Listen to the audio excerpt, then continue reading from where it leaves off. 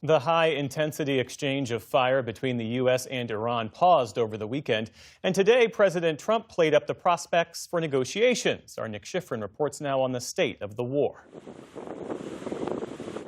Today on the waters where 1/5 of the world's oil and natural gas used to flow, ships are stuck, and there is an eerie quiet. It's a very different sound than the last 2 weeks of nightly U.S. fire and Iranian missiles and drones launched at the U.S.'s Gulf allies. Today, President Trump said the recent sound of silence was giving diplomacy a chance. We're having good talks, so we'll see what happens. I think there's a good chance that something could happen, and if it does, good. If it doesn't, we go back to doing what we were doing 2 days ago. Although Iranian spokesperson Ismail Baghai said there were no direct talks. Mediators may convey messages from the American side to us regarding the current developments in the region, but at present we have no negotiations with the American side. But the U.S. pause isn't only about diplomacy. It's also about the inventory of American air defense and Arab warnings. 2 U.S. officials tell me that late last week, the military presented the president with multiple options. The military argued if the president decided to escalate, that would erode Iran's capability to attack ships and U.S. bases and would therefore save precious American air defense interceptors. But the U.S.'s Gulf allies were warning the president against escalation, fearing Iranian attacks on Arab capitals, desalination plants, and commercial centers that the U.S. could not prevent.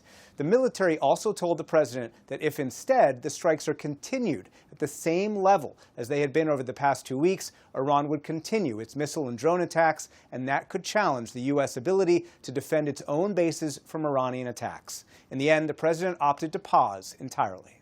And today, the president denied the pause was because of weapons shortages. We're in very good shape, but for some of the more sophisticated stuff, we'd certainly like to have more. But war has its own momentum, and this one is threatening to escalate.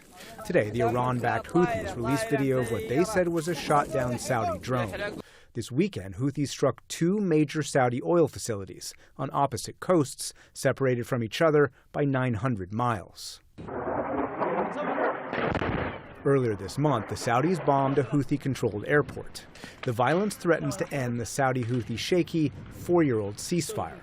Today, the Houthis threatened the war would widen. We will not hesitate to expand our military movements and escalate our actions in the coming hours and days, in line with our policy of blockade for blockade and escalation for escalation. Saudi Arabia is leading the military response to the Houthis with U.S. encouragement. But today, President Trump expressed a willingness to help. We're not involved with that, but we may, if they're a problem, we'll probably have to get involved. But the U.S. military is still involved in an ongoing Iranian port blockade. The military said it boarded 2 ships and redirected a dozen after they did not comply despite, quote, repeated warnings. In a statement sent to the News Hour, Stephen Chung, White House Communications Director, said, quote, the United States military has enough weapons and munitions to serve all of the commander-in-chief's strategic goals. It would be wise for Iran to work toward a negotiated deal. Otherwise, they know what will happen. We look now at one challenge the U.S. confronts in the war with Iran, as well as in other conflicts over the last few years, a shortfall in air defense. For that, we turn to Jerry McGinn, a former senior official in the Defense Department's Office of Manufacturing and Industrial-Based Policy, who's also worked for defense contractors. He's now a senior fellow at the Center for Strategic and International Studies. Jerry, welcome. Thanks very much for being here. Great to be with you, Nick. As we just heard, President Trump today denied that shortages had anything to do with the pause, but he did acknowledge the U.S. wanted more, quote, sophisticated weapons. That's presumably a reference to things like the Patriot air defense. The U.S. has used Patriots for years in many places, but is there a shortage today, and why? Well, we've done analysis on, Operation Epic Fury in Iran and other recent areas, and there has been, we've used a lot of munitions, as you've seen over the past several months, particularly interceptors like Patriot and theater air missile defense. But, we have enough for, the current contingency. The question is, the risk is in, if a situation were to happen elsewhere in the world. Meaning we have enough for the Iran war, according to your analysis, but if something were to happen in Taiwan or elsewhere, exactly. That that's where the U.S. would actually be short. Why can't Patriots, why can't air defense systems be made like trucks, where they come off the assembly line, in high batches quickly? Yeah, that's a great question. Well, you see, the Patriot and the munitions we use today were principally designed for performance, for having dramatic effects on the targets, and they are tremendous. They are exquisite weapons. However, they were not built and designed to be built like Ford trucks.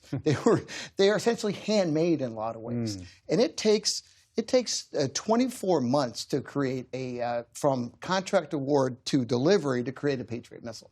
Likewise, Tomahawks take about 3 years. So you can't stamp them, crank them out in a really quick manner. So perhaps this is a stupid question, but is there a way to make them like Ford trucks rather than, I don't know, Fabergé eggs? Yeah, no, that's what the department is trying to do. Right. They've launched efforts to build lower-cost interceptors that can be built quickly, as well as munitions, a whole new class of munitions, which we'll talk about, hopefully. Whole new class of munitions, but it's still the challenge that the department faces, that the U.S. military faces, that simply it is not possible to build more quickly for the challenges that we face today, right? Well, it is, but you have to start building more Patriots in different places, in other facilities or in other countries, so you can get there. It's just going to take a while to ramp up. And likewise, what the department is doing is building what I call the breadth of munitions, building lower cost options that can deliver sooner, as opposed to some of these more exquisite munitions. So to talk about that, I mean, we've heard efforts from the Biden administration. We've heard efforts from the Trump administration. We've heard announcements by companies like Lockheed, the PAC-3 Ace, a kind of cheaper version of the Fabergé egg-style Patriot air defense missile. I mean, how much improvement has there been over the last few years between the Pentagon and industry to try and make more faster?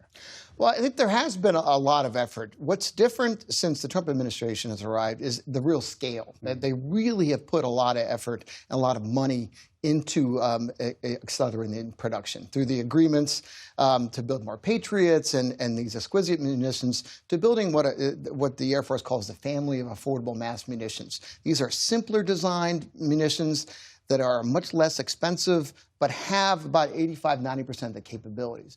And these are going to be delivered in fiscal year 27 or 28, according to the president's budget requests. And when I talk to industry, they always complain that the budgets aren't long enough, guaranteed for long enough, right? I mean, you've heard this for years. Is that a legitimate complaint, that the Pentagon can't guarantee a steady order stream from industry, or is industry being greedy? No, I think both things are correct. I mean, the ultimate demand signal for a company is a contract. But the Pentagon can only obligate the money that it has. Congress has to appropriate money. So these longer-term deals that the Pentagon is signing with companies are 7 years, but they're not guaranteed. They're not contracts. They are best effort agreements. And so they are about as good as the government can give of the demand signal for the companies. And in return, the companies are making investments. And they're doing things like RTX announced last week almost $700 million in capital expenditures for this quarter alone, a 26% increase year over year. And quickly, how would it improve things if Congress were able to actually pass budgets, and so we had less fluctuation and longer-term expectations that we could actually predict? Yeah, there's a couple things. One, Congress can grant multi-year appropriations, which they've done on a number of munitions, that allows for longer, 2-year contracts, that allows money to be spread over a period of time, which again helps with that demand signal. And then passing budgets on time is very critical, and that's been a challenge, as you know. Yes, it has for many years. Jerry McGinn, thank you very much. Great.